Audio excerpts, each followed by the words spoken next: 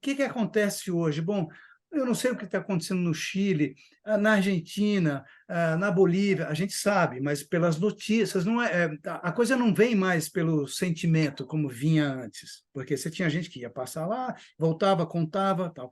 Então, eu fico um pouco sem saber como é que estamos na história atualmente. Você para pensar sobre isso ou não?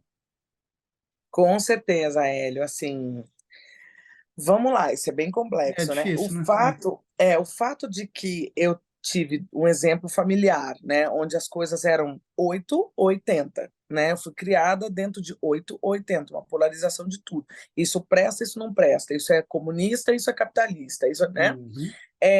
Traz para a gente, eu acho que da nossa geração, a sua e a minha, uma consciência muito da busca pela sobrevivência a qualquer custo, né? Porque a gente teve muito, teve pouco, a gente acompanhou as misérias, né? Nesse nosso continente, porque a gente Isso. continua tendo essas coisas em outros continentes, né? Só que a gente, por incrível que pareça, por mais informação que a gente tem acesso hoje em dia, muita gente continua se alienando de propósito, porque não dá conta também de tanta informação, É, né? A gente teve um processo pandêmico onde nós vivemos um, um overloading, né? Uma coisa de sobrecarga de informações mentais, e né? para E que dentro, a gente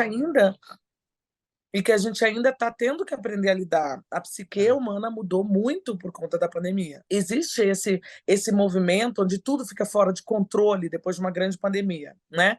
O que eu observo, Hélio, que assim, fazendo um recorte mais curto do que está acontecendo com a nossa América Latina, né? Porque se a gente for olhar de 15 anos para cá, a gente está tendo, a gente vê assim um 15, eu acho que assim a gente estava vivendo um movimento brasileiro de uma anestesia social gigantesca, onde a gente estava ali futebol, cerveja e carnaval, como uhum, sempre, né? uhum, Brasil, bem-vindo essa história, fingindo que as questões não acontecem. Aí a gente começa a viver uma grande polarização política e a gente começa a despertar para questões, para discutir, para falar, para exato. debater, para ir no bar e ficar Isso, discutindo, às vezes, água ou às vezes assunto, né? é. Então começou a ter uma urgência em falar, pô, peraí, tem alguma coisa que não está dando para fingir que nada está acontecendo, né?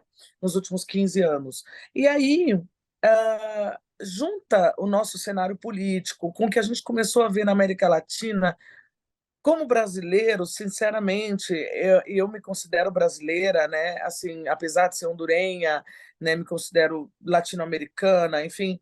É, eu vejo que o brasileiro, ele praticamente prefere fingir que ele não faz parte da América Latina do que se envolver com os temas latino-americanos. É uma ignorância, uma necessidade, tipo, ai, venezuelano, não, gente, não fala de refugiado, não, sabe, boliviano, ai, gente, sabe, assim, eu vejo muito isso acontecer. A gente não abraça os nossos irmãos latino-americanos como a gente é recebido lá fora, sempre com uma grande, ai, brasileiros, lá, lá, lá, lá, lá, lá. Enfim, então começa por aí, um momento em que o brasileiro, por si só, mesmo que nos últimos 15 anos tenha começado a despertar para olhar para as suas próprias questões, né?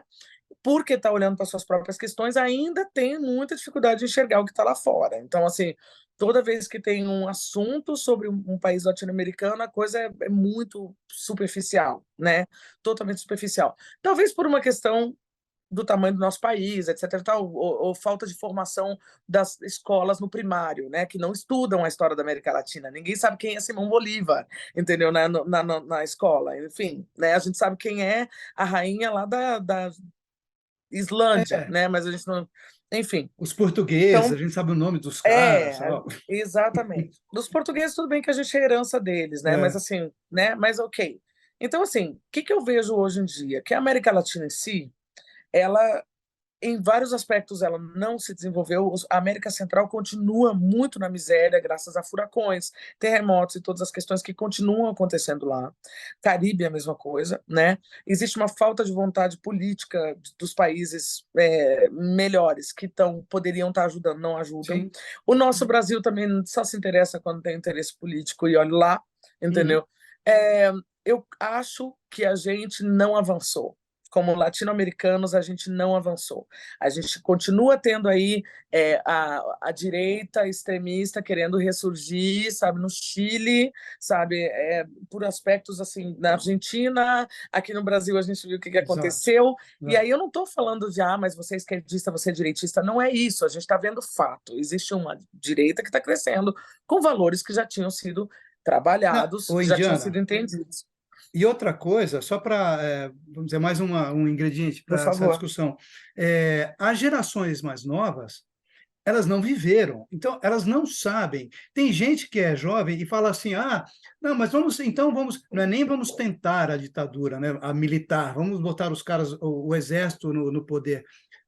É uma maluquice, porque eles não têm informações sobre o que foi aquele período. Então, tem também, aliado às fake news, quer dizer, tem uma falácia de informação que naquele tempo a coisa era muito melhor, naquele tempo era muito mais organizado, os militares botaram ordem. Mentira, mentira.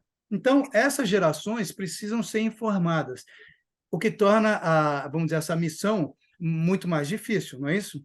Também. Exato. E aí vem a parte que eu acho que, assim, a cultura ela pode ser uma grande ferramenta, né?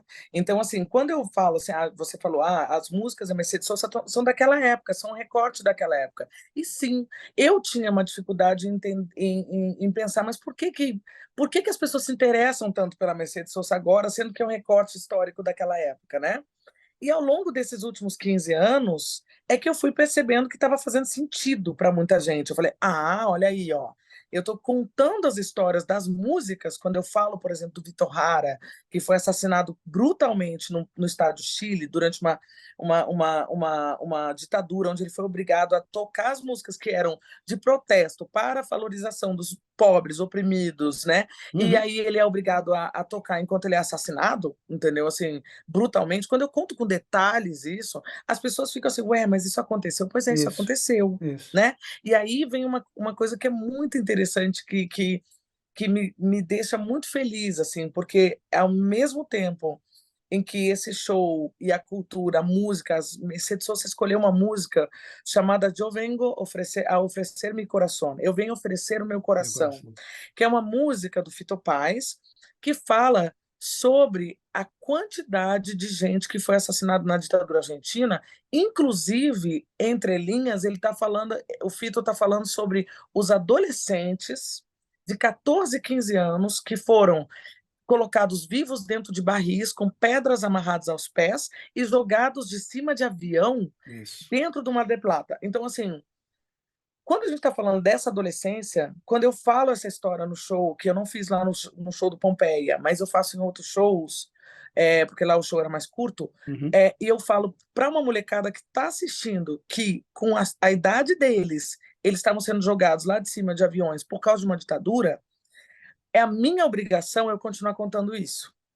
Se eu sei disso, É. é minha obrigação. Então, o que acontece hoje? Eu fiz um show agora recente em Brasília, onde uma molecada, um casalzinho de 18 e 19 anos, veio falar comigo aos prantos, falando Uau. assim, Diana, eu não conhecia Mercedes Sosa, eu conheci através de você, meus pais me trouxeram, e quando você fala de Violeta Parra, que a gente tem que lutar pela vida com a mesma gana de quando ela tinha 17 anos, ou as pessoas tinham 17 anos, para a gente acreditar no nosso sonho e ir atrás, você trouxe uma reflexão muito profunda para a gente. Muito obrigada. A Eu estou letra da amando música, né? Mercedes Sosa. A Volver a letra da los música Volver a 17. los 17. Então, assim, isso, para mim, é uma coisa. O que eu estou achando agora da América Latina? Bom, em que momento que a gente está? A gente está num momento onde as coisas.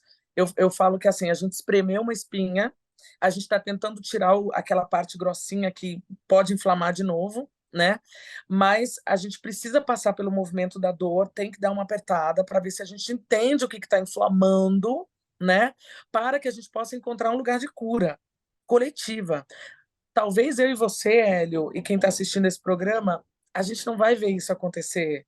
Talvez demorem É. algumas décadas ainda.